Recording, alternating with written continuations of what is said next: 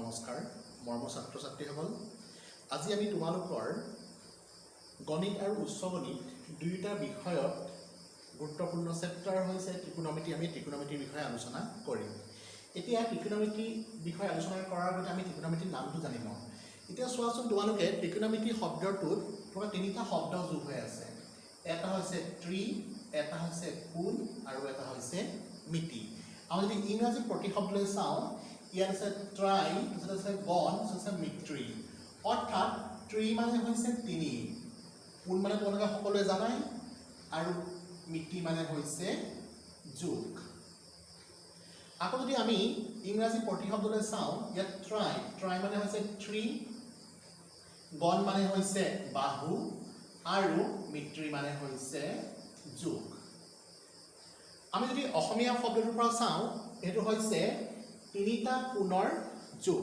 আৰু আমি ইংৰাজী প্ৰতিশব্দলৈ চাওঁ তাত হৈছে কি তিনিটা বাহুৰ যোগ অৰ্থাৎ ইয়াৰ পৰা আমি এইটোৱে ক'ব পাৰোঁ ত্ৰিকোণমিতি হৈছে ত্ৰিভুজৰ কোণ আৰু বাহু সম্পৰ্কে আলোচনা কৰা একোটা বিষয় এতিয়া ত্ৰিকোণমিতিলৈ যোৱাৰ আগতে ত্ৰিকোণমিতি প্ৰথমে আমি শিকিব লাগিব ত্ৰিকোণমিতিক অনুপাতৰ বিষয়ে এতিয়া তোমালোকে সদায় মনত ৰাখিবা ত্ৰিকোণমিতিক অনুপাত হৈছে 6 প্ৰকাৰৰ ত্ৰিকোণমিতিক অনুপাত 6টা ইয়াৰ আমি এটা শিকিম ত্ৰিকোণমিতিক অনুপাতৰ বিষয়ে ইয়াত ত্ৰিকোণমিতিক অনুপাত বুলি কৈ দিয়াৰ লগে লগে আমি সদায় ফুল ফৰ্মটো ইয়াত কেতিয়াও কোৱা নহয় ইয়াক আমি সদায় শ্বৰ্ট ফৰ্মটোৰেহে ব্যৱহাৰ কৰা হয় কিন্তু মই তোমালোকক ফুল ফৰ্ম আৰু শ্বৰ্ট ফৰ্ম দুয়োটাই দেখাই দিছোঁ তোমালোকে ভালদৰে মন কৰিবা এফালে মই লিখিছোঁ ফুল ফৰ্ম আৰু আনফালে হৈছে শ্বৰ্ট ফৰ্ম এতিয়া ত্ৰিকোণমিতিক অনুপাত হৈছে 6টা প্ৰথমে হৈছে সাইন SINE নেক্সট দুই নম্বৰতে হৈছে কোসাইন COSINE তিন নম্বৰতে হৈছে টেনজেন্ট TANGENT তাৰ পাছত হৈছে কোটেনজেন্ট আমি এইটো এনেকৈ কোটেনজেন্ট বুলি পঢ়িম 5 নম্বৰতে হৈছে সেকান্ড SECANT সেকান্ড আৰু শেষত হৈছে কোসেকান্ড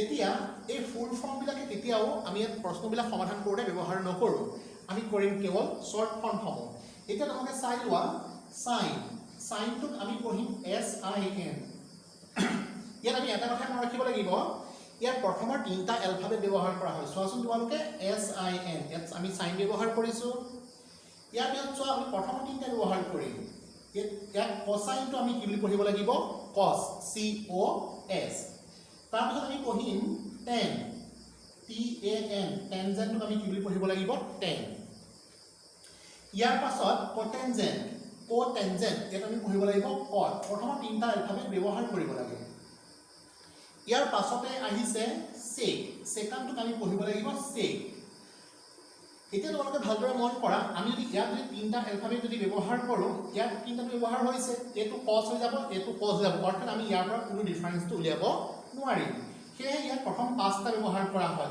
অৰ্থাৎ আমি ইয়াত ব্যৱহাৰ কৰিব লাগিব ইয়াত আমি পঢ়িম cosec হিচাপে মই ভাবিছোঁ তোমালোকে নিশ্চয় বুজি পাইছা এতিয়া প্ৰথমে তোমালোকে এটা মন কৰা ইয়াত ত্ৰিকোণমিতিক অনুপাতবিলাক আমি কি বুলি ক'ম sin cos tan cot sec আৰু cosec এতিয়া আমি ত্ৰিকোণমিতিক অনুপাতবিলাকৰ মাজৰ সম্পৰ্কটো প্ৰথমতে শিকি লওঁ ইয়াত তোমালোকে সদায় মনত ৰাখিবা ইয়াৰ আমাৰ ৰিলেশ্যনটো আছে সাইনৰ লগত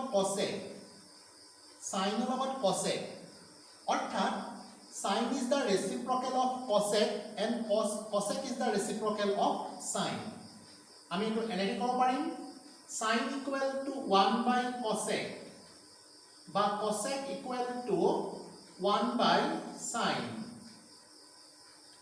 ইয়াৰ পাছত আহিব cos লগত sec আহিছে কি sec মানে cos is the reciprocal of sec and sec is the reciprocal of cos এটো আমি এনেদৰে ক'ব পাৰো cos is equal to 1 by sec বা sec is equal to 1 by cos ইয়াৰ পাছতে হৈছে tanৰ প্ৰতিক্ৰম হৈছে cot tan is the reciprocal of cot and cot is the reciprocal of tan অৰ্থাৎ tan equal to 1 by cot বা cot equal to 1 by tan.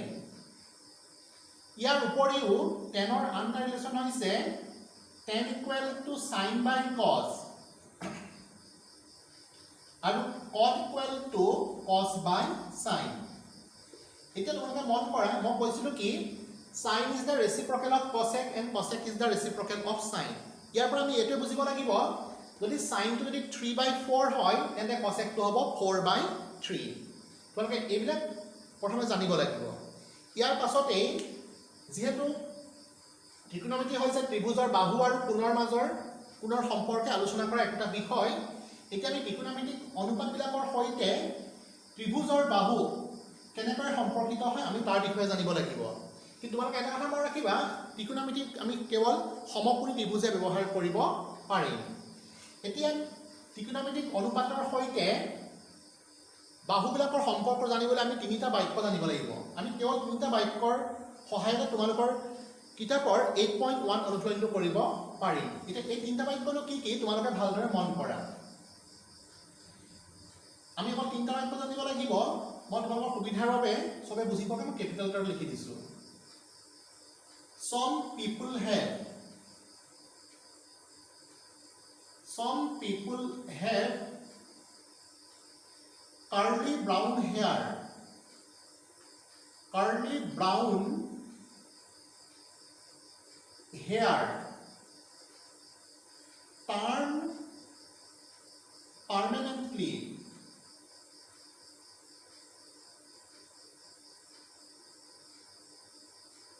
black. এতিয়া চাই লোৱা তোমালোকে এই সমৰ s টোৱে বুজাব sin, এই p টোৱে বুজাব পাৰপেন্ডিকুলাৰ আৰু h টোৱে বুজাব হাইপোটেনিয়াস। মানে p মানে পাৰপেন্ডিকুলাৰ সবে জানাই আৰু h মানে হাইপোটেনিয়াস সবে জানাই এটো হৈছে অতিভুজ। নেক্সট কাৰ্লি c টোৱে বুজাব cos আৰু ইয়াৰ b টোৱে বুজাব বেস আৰু h টোৱে বুজাব হাইপোটেনিয়াস। টাৰ্ণৰ t টোৱে বুজাব tan আৰু ইয়াৰ p টোৱে বুজাব পাৰপেন্ডিকুলাৰ আৰু b টোৱে বুজাব বেস। অৰ্থাৎ some people have curly brown hair turn permanently black. Some people have মানে ইয়াৰ পৰা আমি এনেকৈ নিজে বনাই ল'ব লাগিব sin equal to p/8.